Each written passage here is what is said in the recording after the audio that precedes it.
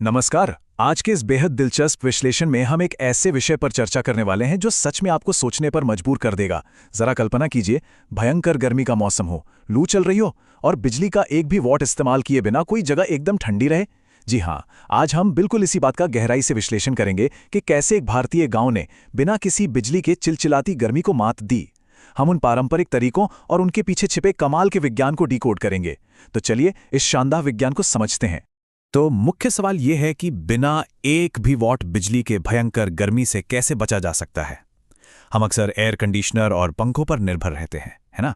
लेकिन आज हम पारंपरिक तरीकों के पीछे छिपे बेहतरीन सस्टेनेबल इंजीनियरिंग और वास्तविक विज्ञान को समझेंगे। यकीन मानिए, यह सिर्फ कोई कहानी नहीं है, बल्कि सदियों पुराने ज्ञान और आधुनिक विज्ञान का एक बेहतरीन उदाहरण है। भाग 1, बिना बिजली का गांव। बाहर का नजारा देखिए। आसमान से जैसे आग बरस रही है, जमीन एकदम सूखी और पीली पड़ चुकी है और गर्म धूल भरी हवा चल रही है। चंदा और राजू जैसे बच्चे इस भयंकर गर्मी में पसीने से लथपथ हैं और बस एक बड़े से हरे पत्ते से खुद को हवा कर रहे हैं। जाहिर है, गांव में पंखा चलाने के लिए बिजली जो नहीं है, लेकिन जरा घर के अंदर देखिए। बिना किसी पंखे या बिजली के पूर्ण आराम पाने के लिए कुछ बेहद इनोवेटिव और ऑफ ग्रिड तैयारियां चल रही हैं। भोला काका जैसे बड़े बुजुर्गों के मार्गदर्शन में गर्मी को मात देने की जोरदार रणनीतियां अपनाई जा रही हैं। भाग 2, गर्मी से बचने की ढाल। किसी भी भीषण मौसम से बचने की पहली सीढ़ी होती है घर की छत। महेश और भोला काका ने क्या किया कि सूखे ताड़ और नारियल के पत्तों की कम से कम 3 मोटी परतें बना ली। फिर लकड़ी की एक मोटी सुई से इन्हें सील कर एक मजबूत ढांचा तैयार किया और अपनी मौजूदा मिट्टी की छतों के ठीक ऊपर रख दिया।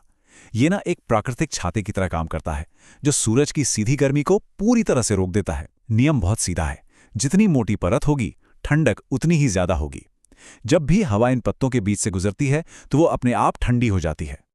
अब छत के बाद बारी आती है दीवारों की, और यहीं पर ऊष्मा का परावर्तन यानी हीट रिफ्लेक्शन का सिद्धांत काम करता है। सोमू काका ने पानी में सफेद चूना और नील मिलाकर एक खास दूधिया मिश्रण तैयार किया और इसे दीवारों पर पेंट कर दिया। विज्ञान का मूल नियम हम सबको पता है। गहरे रंग गर्मी सोखते हैं, लेकिन चमकदार सफेद रंग सूरज की आग को वापस परावर्तित कर देता है, यानी रिफ्लेक्ट कर देता है।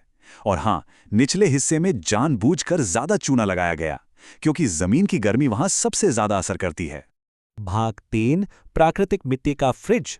सिर्फ घर को ठंडा रखना ही काफी नहीं है, खाने पीने की चीजों को खराब होने से बचाना भी तो अहम है।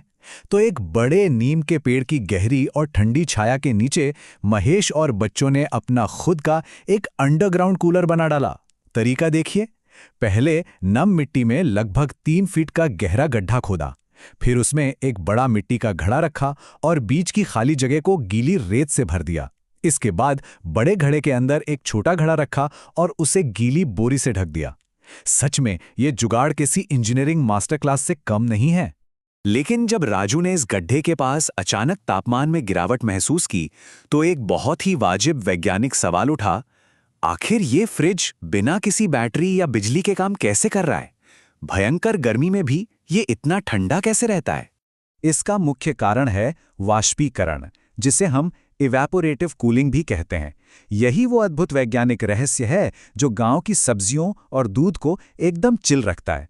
होता क्या है कि जब बाहर की भीषण गर्मी मटके पर पड़ती है, तो गीली रेत और मिट्टी के घड़े का पानी भाप बनकर उड़ने लगता है। इस पूरी प्रक्रिया में पानी अंदर के चेंबर की सारी गर्मी को अपने साथ खींच लेता है और तापमान को तेजी से गिरा देता है। थर्मोडायनेमिक्स का इससे शानदार और व्यावहारिक उपयोग और क्या हो सकता है। भाग 4, खसकी ठंडी हवा। अब आते हैं घर के अंदर के आराम के अंतिम चरण पर। गांव वालों ने बाहर की गर्म लू को प्राकृतिक एयर कंडीशनर में बदलने के लिए खसकी घास से बनी चटाइयां तैयार कीं। इन चटाइयों में से एक बहुत ही सौंधी, मीठी और मिट्टी जैसी खुशबू आती है। महेश ने इन चटाइयों को घर के दरवाजों और खिड़कियों पर लटका दिया। इसके बाद चंदा ने इन चटाइयों पर चारों तरफ अच्छी तरह से पानी छिड़क दिया। यकीन मानिए, पानी छिड़कने की इस एक छोटी सी प्रक्रिया ने कमरे के पूरे माहौल को ही बदल कर रख दिया। दोनों तरफ का फर्क देखिए।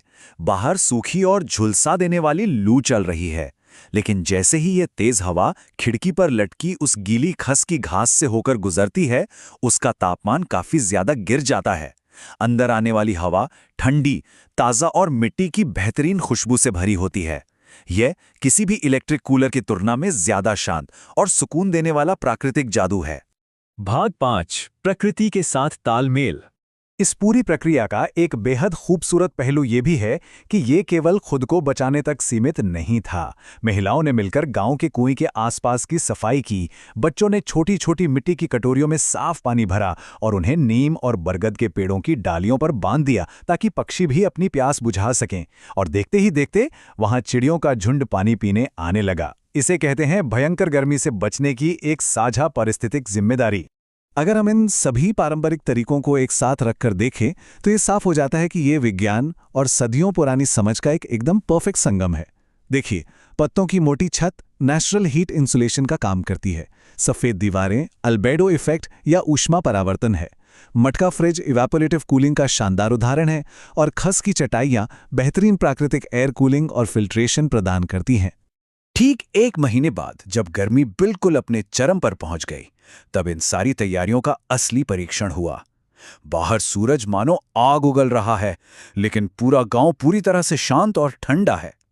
बच्चे आराम से घर के अंदर बैठे हैं और अपने उसी मिट्टी के फ्रिज से निकाले गए एकदम ठंडे आम पन्ना के मजे ले रहे हैं। ये उनकी इस 0 वॉट इंजीनियरिंग की सबसे बड़ी जीत है। सूर्यास्त के समय जब पूरा गांव उन सफ़ेद दीवारों के कारण चांदनी में चमक रहा था, तब चौपाल के उस बड़े बरगद के पेड़ के नीचे सबने एक बहुत ही गहरी बात महसूस की। ये कोट उसी सीख को बयां करता है। प्रकृति हमारी दोस्त है, अगर हम उसका ध्यान रखेंगे तो वो हमारा ध्यान रखेगी। जब हम मिलजुल कर काम करते हैं और पारंपरिक पर्यावरण के अनुकूल तरीकों को अपनाते हैं, तो हमें मशीनों या बिजली पर पूरी तरह निर्भर रहने की कोई ज़रूरत नहीं होती। तो इस विश्लेषण के अंत में एक बहुत ही अहम और बड़ा सवाल हमारे सामने आता है। आधुनिक समाज आज इन शानदार सस्टेनेबल ऑफ ग्रिड कूलिंग सिद्धांतों को अपने जीवन में कैसे अपना सकता है? हम अपनी कंक्रीट की इमारतों और आधुनिक जीवन शैली में इस पारंपरिक ग्रामीण ज्ञान का उपयोग कैसे कर सकते हैं? ये एक ऐसा विचार है जो हम सभी के लिए सोचने का विषय है। प्रकृति के पास हमारी बहुत सी समस्याओं के जवाब मौजूद हैं। हमें बस उन्हें ध्यान से देखने और समझने की जरूरत है। आज की इस दिलचस्प चर्चा में शामिल होने के लिए बहुत बहुत धन्यवाद।